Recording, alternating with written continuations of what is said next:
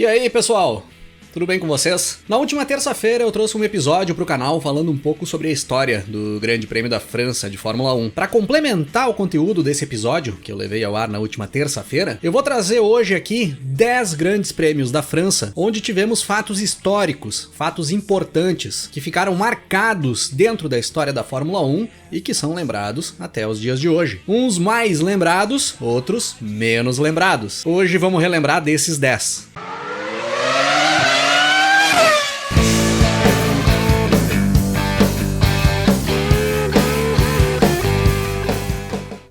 Galera, motorofertas.com.br, site parceiro aqui do Rock 'n' Race, está com as miniaturas dos carros de Fórmula 1 com até 20% de desconto. E para vocês que acessam o motorofertas.com.br aqui pelo Rock 'n' Race, tem mais desconto extra, utilizando o cupom de desconto Rock 'n' Race, tudo junto e minúsculo, conforme descrito aqui embaixo. No momento de finalizar sua compra, no motorofertas.com.br, utilize o cupom de desconto Rock 'n' Race.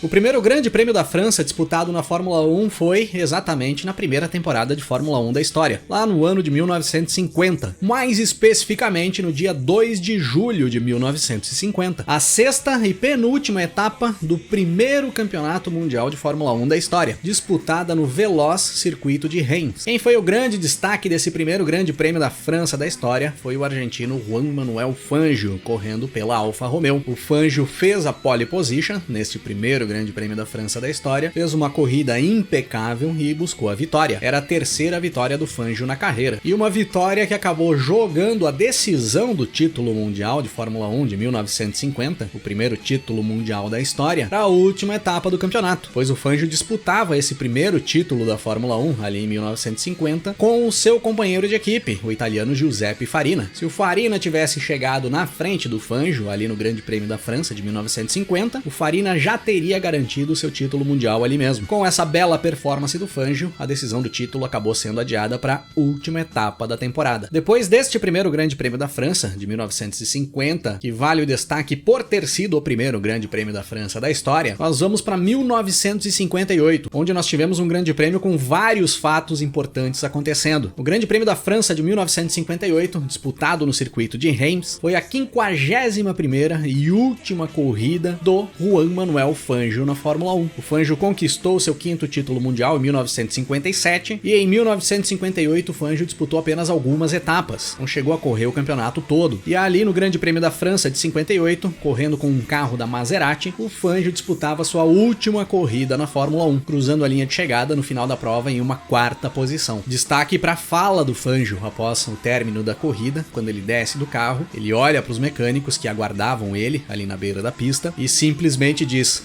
acabou, encerrando definitivamente a sua participação na Fórmula 1. Um destaque negativo desse Grande Prêmio da França de 58 fica para o acidente fatal do Luigi Musso, que era a grande promessa do automobilismo italiano e o provável próximo campeão italiano da Fórmula 1, o sucessor do Alberto Ascari, que acabou tendo a carreira abreviada em um acidente fatal ali no Grande Prêmio da França de 58, já na parte final da corrida. Ele não morreu ali no acidente, mas os graves ferimentos que ele teve, principalmente na cabeça, acabaram comprometendo demais a saúde do Luigi Musso, que veio a falecer no dia seguinte. E foi também neste Grande Prêmio da França de 1958 que, pela primeira vez na história da Fórmula 1, uma mulher pilotou um carro de Fórmula 1 e participou de um grande prêmio. A italiana Maria Teresa De Philippis, correndo com um carro da Maserati. A Maria Teresa tentou a classificação, participou da pré-classificação e acabou não se qualificando para a corrida. Mas pela primeira vez na história da Fórmula 1, uma mulher pilotava um carro e participava de um final de semana de grande prêmio. E na sequência ali de 58, a Maria Teresa participou de outros grandes prêmios também, conseguindo se classificar para corridas e fazendo boas performances, com destaque para um ótimo 10º lugar que a Maria Teresa conquistou no Grande Prêmio da Bélgica de 1958. Mas vale destacarmos que tudo começou no Grande Prêmio da França de 58, com Maria Teresa De Philippis, a pioneira dentre as mulheres na maior categoria do automobilismo mundial. E um último destaque que vale citarmos aqui, ainda falando sobre o Juan Manuel Fangio, que fez a sua última corrida neste Grande Prêmio da França de 58. Ao final da prova, o inglês Mike Hawthorn, que corria pela Ferrari e venceu o Grande Prêmio da França de 58, estava dando uma volta no Juan Manuel Fangio, que era o quarto colocado. Mas ali nas voltas finais, o Mike Hawthorn Hawthorne acaba tirando o pé, desacelerando e permitindo que o Fangio ficasse à sua frente para cruzar a linha de chegada, permitindo que o Fangio recuperasse a sua volta perdida na corrida. E ao encerrar a prova, o Mike Hawthorne foi perguntado por que ele não passou pelo Fangio e deu uma volta no argentino. E o Mike Hawthorne fala: nós não damos volta no Fangio, demonstrando bem a importância que os pilotos ali da época davam ao pentacampeão mundial e o maior piloto da categoria ali naquele momento, Juan Manuel Fangio. E aí nós vamos para o Grande Prêmio da França de 1961, onde mais uma vez nós teríamos um fato histórico dentro da categoria. Pela primeira e única vez na história da Fórmula 1, um piloto estreante venceu uma corrida. Lógico, se nós eliminarmos a primeira prova de Fórmula 1 disputada na história, lá no Grande Prêmio da Grã-Bretanha de 1950, quando Giuseppe Farina cruzou a linha de chegada na primeira posição pela primeira vez na história da Fórmula 1, e também quando Johnny Parsons venceu as 500 milhas de Indianápolis de 1950, que era uma corrida que contava para o calendário da Fórmula 1 na época, o italiano Giancarlo Baghetti estreava na Fórmula 1 no Grande Prêmio da França de 1961,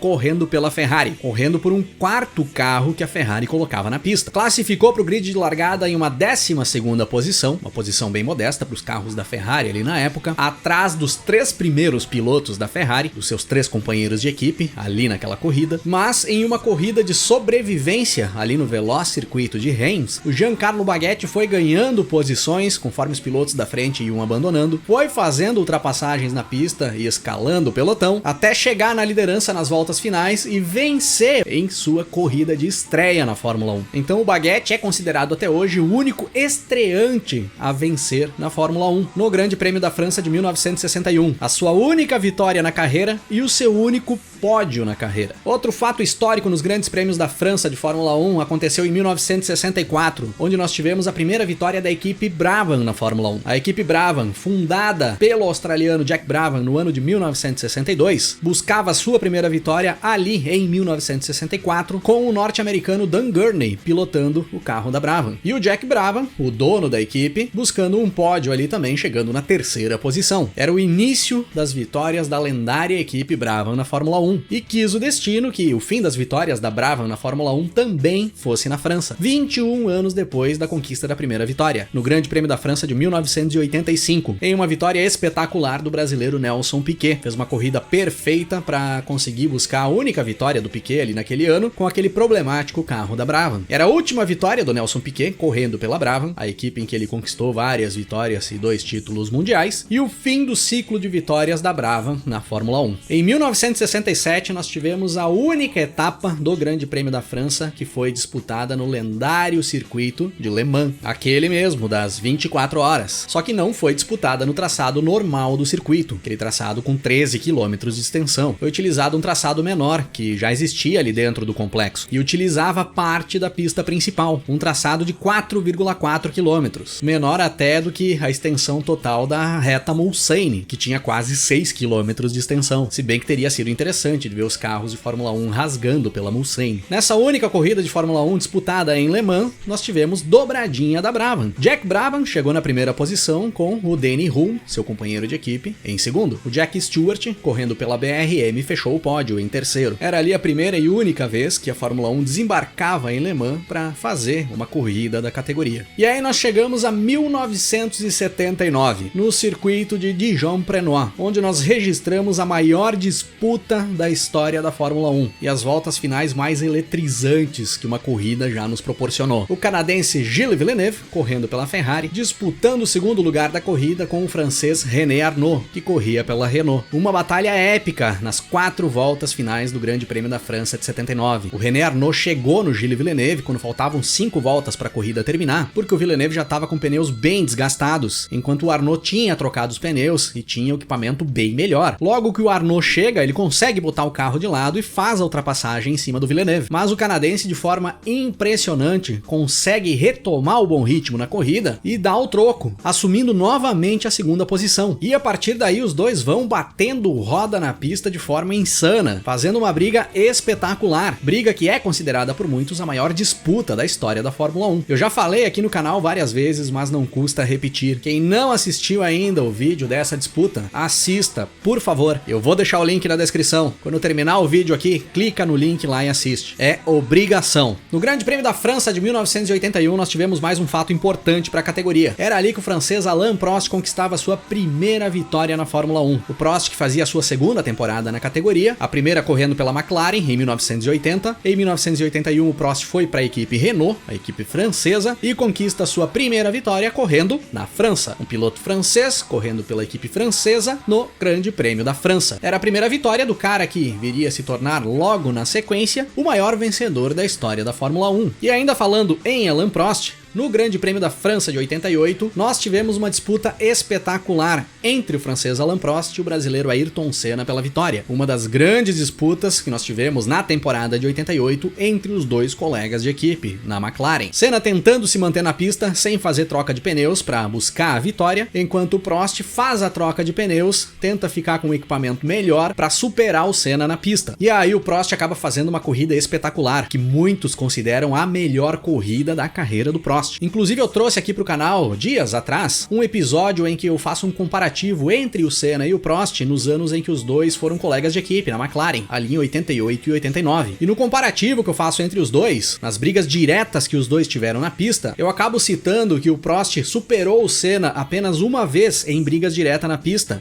para vencer uma corrida, que o Prost ultrapassou o Senna e venceu a prova apenas uma vez, no Grande Prêmio de Portugal de 88. Mas eu esqueci de citar aqui neste Grande Prêmio da França de 88, o Prost supera o Senna na pista de forma espetacular para buscar a vitória. E não foi uma vitória qualquer, o Prost cruza a linha de chegada no final da prova mais de 30 segundos na frente do Senna. Eu acabei considerando lá nas estatísticas do outro vídeo essa corrida como uma daquelas que um piloto deu um banho no outro, chegando mais de 30 segundos na frente. Na realidade, o Prost cumpriu dois requisitos nessa corrida. Ele bate o Senna na pista na disputa direta por posição e ainda dá um banho de pilotagem, chegando mais de 30 segundos na frente do brasileiro. Será que esse francês andava bem na França? E em 1989 nós tivemos uma cena impressionante na largada do Grande Prêmio da França. Ali na primeira freada do circuito de Paul Ricard, nós tivemos um acidente impressionante, com vários carros se envolvendo. E um grande destaque pro brasileiro Maurício Gugelmin, que foi o cara que veio lá de trás e acabou abalroando os carros da frente e saiu capotando, passando por cima dos outros carros, de cabeça para baixo, no que ficou marcado em uma das cenas mais icônicas da Fórmula 1, ali do final dos anos 80. Com esse acidente foi dada a bandeira vermelha, a largada foi abortada e uma nova largada foi dada. E o Maurício Gugelmin foi para os boxes, pegou o carro reserva e voltou para a corrida, como se nada tivesse acontecido. Interessante que no ano seguinte, o Gugelmin acabou de certa forma vingando esse susto que ele teve ali em 89, com uma performance espetacular no Grande Prêmio da França de 1990, onde o Gugelmin andou por várias voltas da corrida na segunda posição, teve uma disputa muito boa com o francês Alain Prost da Ferrari, brigando pela segunda posição, e acabou abandonando a prova já no final da corrida com um problema na sua Leyton House. Foi uma pena o abandono do Gugelmin em 90, mas fica registrada na história a bela performance que ele conseguiu fazer enquanto esteve na pista. E como um último destaque aqui, eu preciso falar sobre o Grande Prêmio da França de 99, onde nós tivemos um final de semana espetacular do brasileiro Rubens Barrichello. Já não era novidade que o Rubinho andava bem na chuva ali naqueles anos. Inclusive o primeiro pódio da equipe Stewart foi no ano de 1997, o primeiro ano da equipe na Fórmula 1 e o primeiro ano do Rubinho correndo pela Stewart, no Grande Prêmio de Mônaco, embaixo de muita água. Mas a primeira pole position da equipe Stewart, ninguém esperava que viria no Grande Prêmio da França de 99. Mas o Rubinho fez isso acontecer em mais um final de semana embaixo de muita água. Performance espetacular do Rubens Barrichello na classificação, que acabou colocando o carro da Stewart pela primeira e única vez em sua história na pole position. E depois no domingo, uma corrida espetacular do Rubinho, andando muito, mesmo nos momentos em que a pista ficava mais seca e quando molhava mais a performance era melhor ainda, com direito a um X estonteante no Michael Schumacher, que brigou muito por posição com o Rubinho ali na pista, e final de corrida com um pódio do Rubens Barrichello, cruzando a linha de chegada no final na terceira posição, com vitória do alemão Hans-Harald Frentzen, que corria pela Jordan. Em um campeonato onde Ferrari e McLaren dominavam sobrando, Jordan e Stewart roubaram a cena na França em 1999. E por hoje é isso aí, pessoal. Escrevam aí nos comentários mais destaques e mais grandes prêmios da França que vocês lembram que eu não trouxe aqui no episódio de hoje e que ficaram marcados na história da Fórmula 1 para complementarmos o conteúdo que eu trouxe neste episódio. E claro, complementem com mais informações os grandes prêmios que eu trouxe aqui. Valeu por ter assistido o vídeo, se curtiu não esquece de deixar um like aí para nós e nós vamos nos falando na sequência. Grande abraço para todo mundo, até mais!